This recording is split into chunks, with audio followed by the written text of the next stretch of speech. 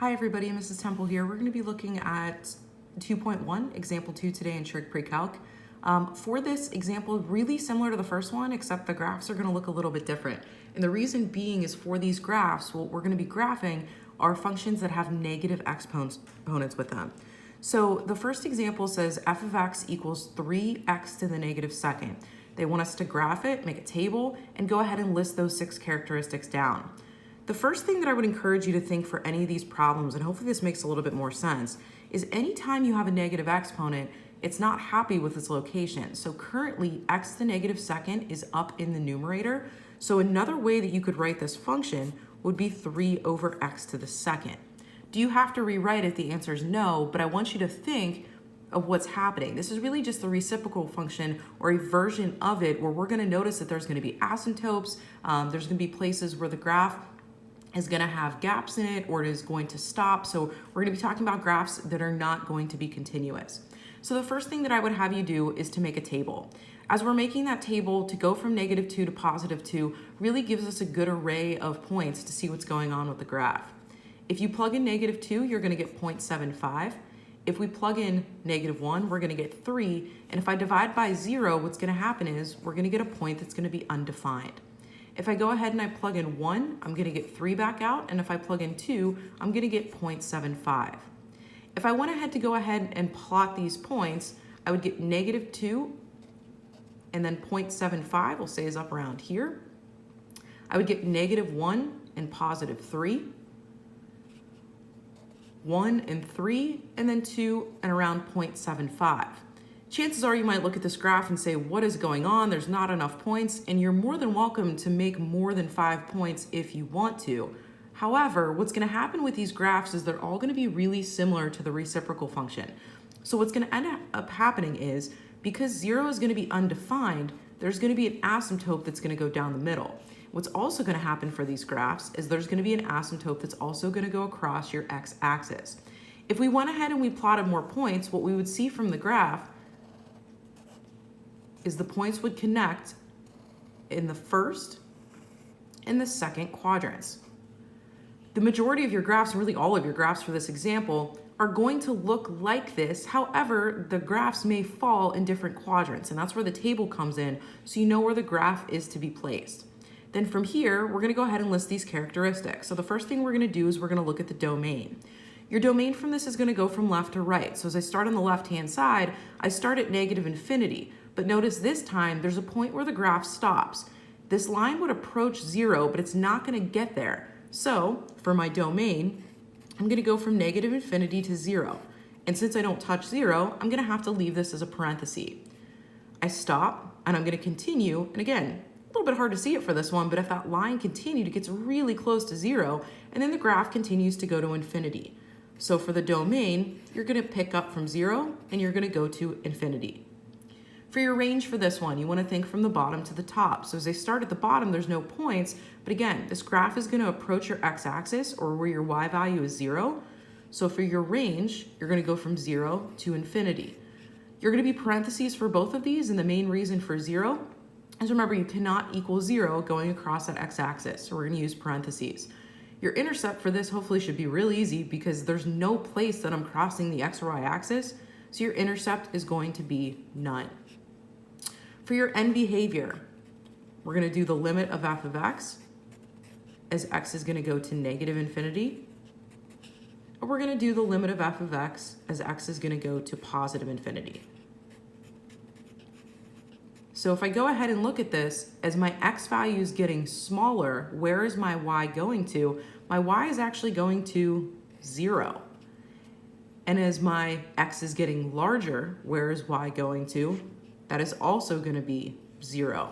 There's a lot of things that are going to be in common for this, and you'll start to see it with the second part of this example.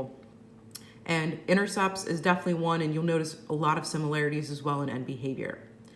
Is this graph continuous? So if I went ahead and I went to trace it, is there any point where I have to pick up my pencil where the graph stops? Absolutely. I'd have to stop here, pick it up, and continue again.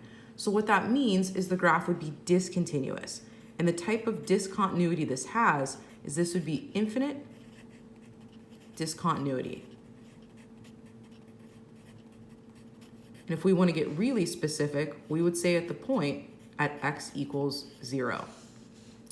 For increasing and decreasing, again, don't look at the arrows. You're going to go from left to right. So this entire time from negative infinity to 0, remember you're using your x values, is going to be increasing. So I'm going to increase from negative infinity to 0.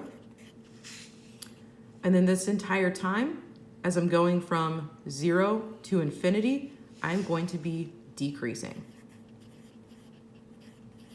Again, the answers in this section are going to be listing out those 6 characteristics, but I'm asking that you guys make a 5-point table and at least give me a rough sketch overall of what that graph looks like.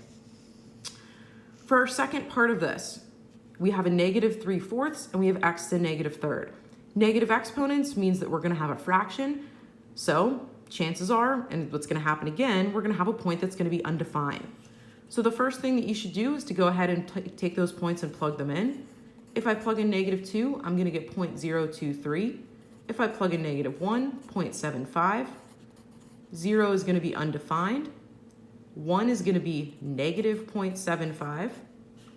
And 2 is going to be -0.023. So if I went ahead to graph these, I would have -2 and 0.023. I'd have -1, 0.75.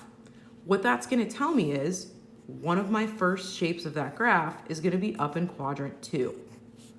If I did the same thing here, I have 1 and -0.75. I have 2 and -0.023. What that's going to tell me is my second part of my graph is going to be right here. So again, by me asking you to pick at least 2 points from each side of 0, what I'm really asking you to do is to figure out what quadrant your graph is going to be in. If you want to pick more points, it's up to you, but right now I feel like we have enough to go ahead and list those characteristics down. For your domain, again, you're going from left to right. So for this problem, I'm going to go from negative infinity to 0. I'm going to stop at 0, and then I'm going to go again from 0 to infinity. Your range for this is going to go from the bottom to the top. So the range may be different depending on where the quadrants are that you fill in for your graph. You actually do start at negative infinity, but then I'm going to stop at 0. And then I'm going to continue again after 0, going up to infinity. What's not going to change for all these graphs are going to be the intercepts. Because there's a negative exponent and because you have that fraction of x in your denominator, you're not going to be able to equal 0. So what's going to happen is there's not going to be any place in this entire example where you're even going to have an intercept. As far as end behavior is concerned, there's a lot of similarities because what's going to end up happening is as x is getting smaller and as x is getting larger, you're not approaching infinities, you're actually approaching zeros. So the limit of f of x as x goes to negative infinity is going to be 0. And the limit of f of x as x is going to go to positive infinity is also going to be 0. The next one's going to be, is this function continuous? And none of these are going to be continuous because there's going to be a place where the graph stops. And all of them are going to have infinite discontinuity because there's portions of the graph that would go to infinity. So this one is going to remain constant as well. Infinite discontinuity. And then again, it's going to be at the point at x equals 0. Increasing, decreasing definitely can change depending on where your graph, the portions of the graph fall. So if I go ahead and I look at this, going from negative infinity to 0, remember your x values, your graph is increasing the entire time. So you'd say that you are increasing from negative infinity to 0. And as I pick up where I left off, as I go from 0 to infinity, my graph also happens to be increasing. So again, the answers for these are those 6 characteristics.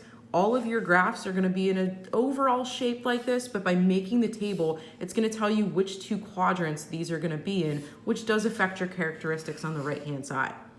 There's a couple guided practice to look at, completed notes on Teams. If you have any questions, feel free to contact me.